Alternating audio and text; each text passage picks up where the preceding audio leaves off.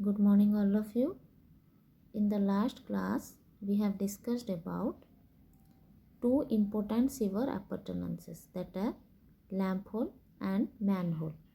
And today we will discuss about the rest of the sewer appurtenances, that are inlet, grease and oil trap, storm regulator and inverter siphon. So let us first discuss about the inlet. So inlet is an opening through which storm water and surface water flowing along the streets are admitted and conveyed to the storm water sewer by means of pipes. So these inlets are generally located by the sides of the road at a distance of about 30 meter to 60 meter. So the inlets are so placed that the storm water is collected within a short period and there will be no flooding or accumulation of storm water on the road. Next, what are different types of inlet? So this inlet is simply a concrete box, and depending upon the position of grating or opening, they are divided into three different types. First one is vertical inlet or curb inlet. Second one is horizontal inlet or gutter inlet. Third one is combined inlet. So this is the vertical inlet. So here the openings or gratings are provided in vertical direction. See here, this is the curb with opening. So therefore this is known as vertical inlet. Second one is horizontal inlet. So here the grating or opening is provided in the horizontal direction. So it is known as horizontal inlet. And this one is combined inlet. So here gratings or openings are provided in both the directions, here in horizontal and also in vertical direction. So this is known as combined inlet. Next type of sewer appurtenance is grease and oil trap. So these are traps or chambers which are provided on the sewer line to exclude grease and oil from sewage before it enters the sewer line. So what is the principle on which the grease and oil trap will work? So the grease and oil are light in weight, hence they will float on the surface of the sewage. Therefore, if outlet draws the sewage from the lower level, then the grease and oil can be excluded. Therefore, in this system, the outlet is provided near the bottom of the chamber and inlet is near the top of the chamber. So in this case, if sand is desired to be removed from sewage, the space should be kept at the bottom of the chamber for sand to be deposited. Next is location. So the grease and oil trap should be located near the sources that are contributing grease and oil to the sewage. Therefore, they are located at places like automobile repair workshop, grease and oil producing industries, garages, kitchens of hotels, etc. Then next, what is the reason for excluding grease and oil from the sewage? So if grease and oil are allowed to enter the shiver, then they will stick to the sides of the shiver. Therefore, the capacity of the shiver will be reduced. And also, the presence of grease and oil in sewage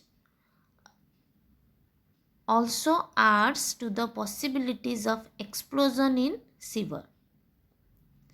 And the presence of grease and oil in sewage is also objectionable from treatment point of view, because they will adversely affect the biochemical reactions. And the suspended matter which have to be conveyed through the shiver line, then due to the presence of grease and oil, they will stick to the sides of the shiver. Thus, they will reduce the capacity of the shiver line. And also, the presence of grease and oil does not allow the oxygen to penetrate. Therefore, the aerobic bacteria cannot survive. Hence, the organic matter will not be decomposed. So, this is the diagram of a grease and oil trap. So, in this grease and oil trap, it consists of two chambers. The inlet with grating is provided. This is the inlet side. So, inlet is provided just near the top, and the end of the outlet is located at a height of about 600 mm from the bottom of the trap. So here the sand will be deposited, and you can see here as these grease and oil are light in weight, being light in weight, they are float on the surface. So they can be removed easily, and the rest part of the sewage will flow out through this outlet. Okay.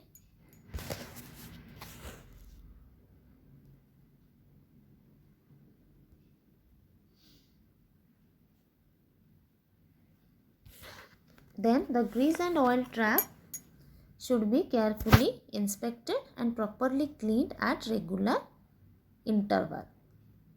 Otherwise, they will not function properly, and there will be not free flow of sewage.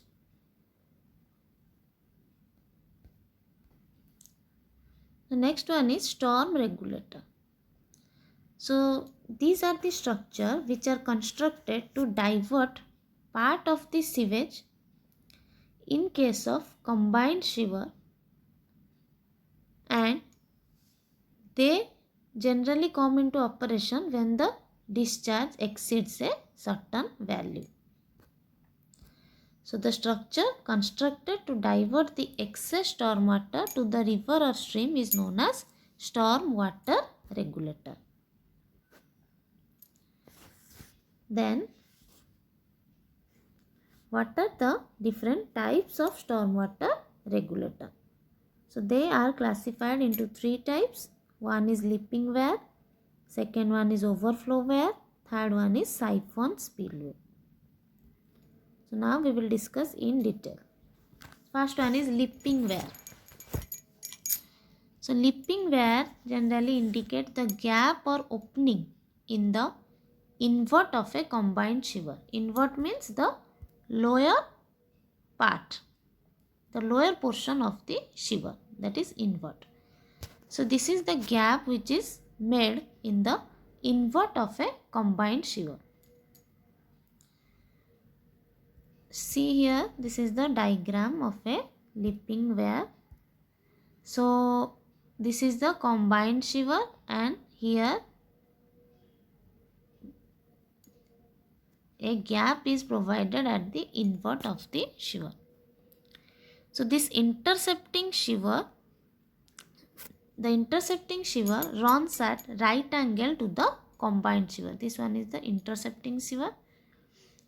And when the discharge is small, the sewage falls directly into the intercepting sewer through the opening here. So when the discharge is small in the combined sewer, then the sewage is directly fall into the intercepting sewer. But when the discharge exceeds a certain value, then the excess sewage will jump across the weir and it carried to the natural stream or river. So this leaping weir has no moving parts, and a gratting may be provided at the gap level to prevent the entry of small stone. Here you can provide a gratting so as to prevent the entry of small stone debris into the intercepting sewer.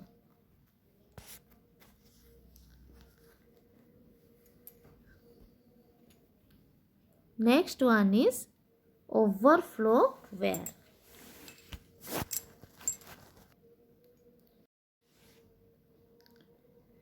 So in a manhole, the combined sewer is made as an open channel. So in this case, this channel consists of a weir on one side. Sometimes weir may be provided on both the sides. In normal condition, the combined sewage flows through the open channel. But when the quantity of storm water is increased due to heavy rainfall, it exceeds the normal capacity of the combined sewer. So in that case, the excess water will spill over the weir and falls on the storm water sewer, which carries the water to the outfall or to the river.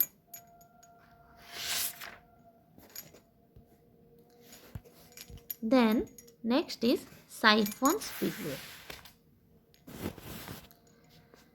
So siphon spillway is the most effective one, and it works on the principle of siphonic action and it operates automatically. So in this arrangement, the siphon spillway has no moving part, and thus it requires the least maintenance. However, sometimes it may likely to be clogged due to narrow passage. And when this arrangement is adopted, it is possible to adopt greater heads.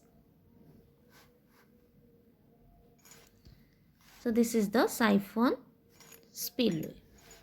So what happens in this case?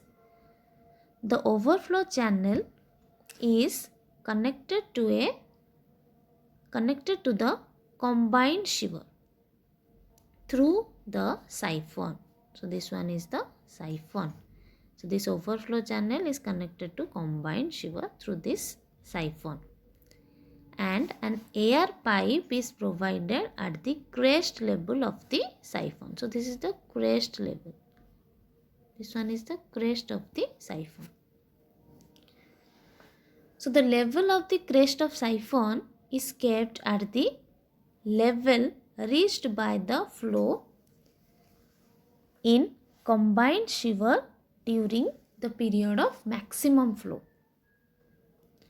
So the siphonic action will not be started as long as the level of the sewage in the combined sewer is lower than the crest. And when the level in combined sewer goes beyond the crest level of the siphon, then the mouth of the air pipe is closed. So when the sewage will reach higher than the crest, then the mouth of the air pipe is closed and the air contained in the siphon pipe is suddenly carried away by the flow. The suction therefore developed will start the siphonic action and the full flow is immediately established in the siphon. Okay,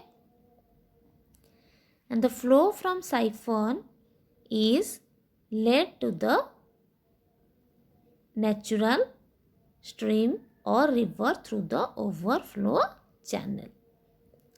The siphonic action continues till the mouth of the air pipe remains submerged. And when the excess sewage is discharged, the level of the sewage in the combined sewer falls down and the mouth of the air pipe gets exposed. So it will break the siphonic action. So this process is then repeated. So this is how the siphon spillway works.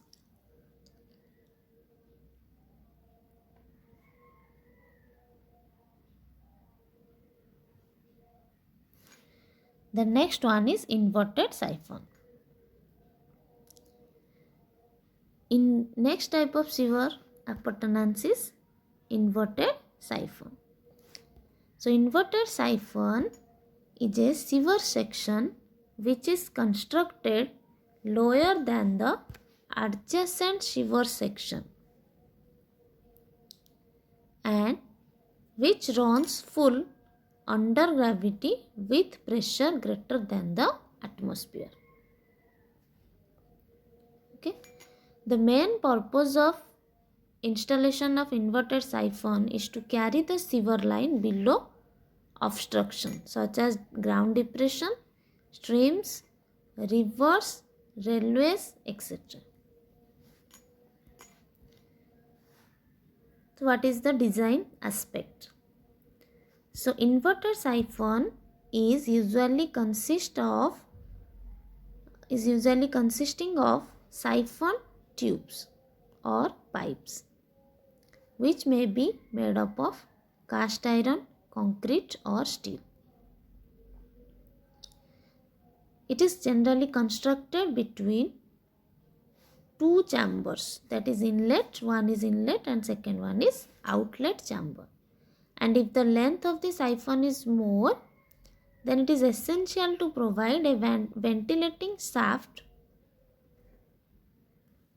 along the siphon to avoid the formation of air locks in the siphon.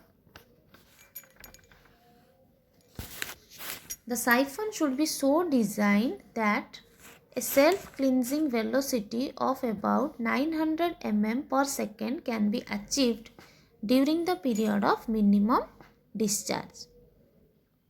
So here this is the diagram of an inverted siphon. So these are the inlet and outlet chamber and these are the this is the inverted siphon. This one is the plan and this is the section which is taken on A and B, section on AP. So in this case there are three pipe sections, one for carrying minimum discharge, the other for carrying maximum discharge and the third for carrying combined flow in monsoons. So when channel number 1 overflows, the sewage enters channel number 2 and the pipe number 2 comes into commission. Then when the channel number 1 overflows, the sewage will enter through the channel number 2. Similarly, when channel number 2 also overflows, the sewage enters channel number 3.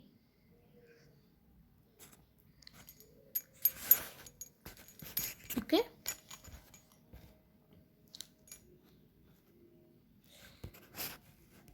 And The change of direction in inverted siphon should be easy and gradual.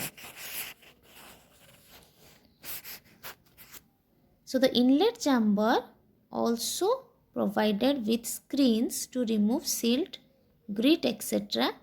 from sewage before it enters into the siphon.